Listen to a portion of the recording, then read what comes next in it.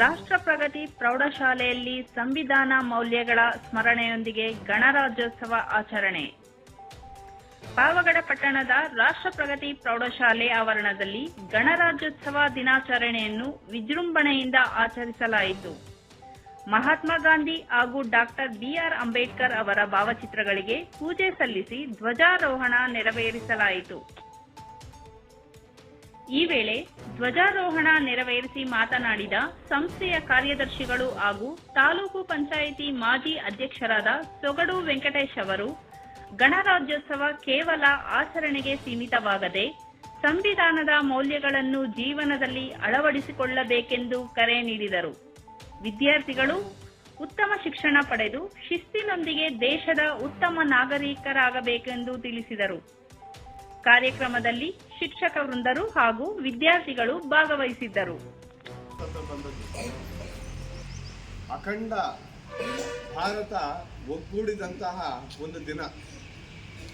ಸರ್ದಾರ್ ವಲ್ಲಭಾಯ್ ಪಟೇಲರು ಇಡೀ ಭಾರತಾದ್ಯಂತ ಓಡಾಟ ಮಾಡಿ ಅಂದಿನ ಗೃಹ ಸಚಿವರು 600 ಸಂಸ್ಥಾನಗಳನ್ನು ಎಲ್ಲ ಭಿನ್ನವಾಗಿ ಹಂಚಿ ಹೋಗಿದ್ದ 600 ಸಂಸ್ಥಾನಗಳನ್ನು ಒಗ್ಗೂಡಿಸಿ ಒಂದೇ ಅಖಂಡ ಭಾರತ ದೇಶವನ್ನು ಒಂದೆಡೆ ಸೇರಿಸಿ ಸಂಭ್ರಮಿಸೋ ದಿನವೂ ಇದೇನೆ ನೋಡಿ. ಅಖಂಡ ಭಾರತ ದೇಶದ ಒಂದು ಏನು ನೀವು ಭೂಪಟವನ್ನು ಮಕ್ಕಳು ತುಂಬ ಖುಷಿಯಾಯಿತು. ಇಲ್ಲಿ ಏನು ನೀವು ರಚನೆ ಮಾಡಿ ನಿಮ್ಮ ದೇಶಭಕ್ತಿಯನ್ನು ಪ್ರದರ್ಶನ ಮಾಡಿದ್ದೀರ. ಇವತ್ತು ಸ್ವತಂತ್ರ ಬಂದು ಇಷ್ಟು ವರ್ಷ ಆದರೂ ಕೂಡ ಆಂತರಿಕವಾಗಿ ನಾವು ತುಂಬ ಅಭಿವೃದ್ಧಿಯತ್ತ ಸಾಗಬೇಕಾಗಿದೆ. ಇಡೀ ಪ್ರಪಂಚದಲ್ಲಿ ಎಲ್ಲಿ ನೋಡಿದ್ರು ಯುದ್ಧಗಳು.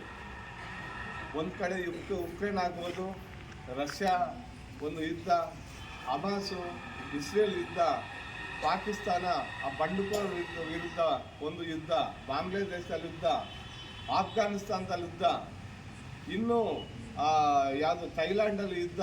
ಎಲ್ಲಿ ನೋಡಿದ್ರು ಯುದ್ಧಗಳು, ಯುದ್ಧದ ವಾತಾವರಣ, ಯುದ್ಧದ ಕಾರ್ಮೋಡ ಏನಾಗಿದೆ. 3ನೇ ಪ್ರಪಂಚ ಯುದ್ಧ ಬರುತ್ತೆ ಅಂತಾರೆ.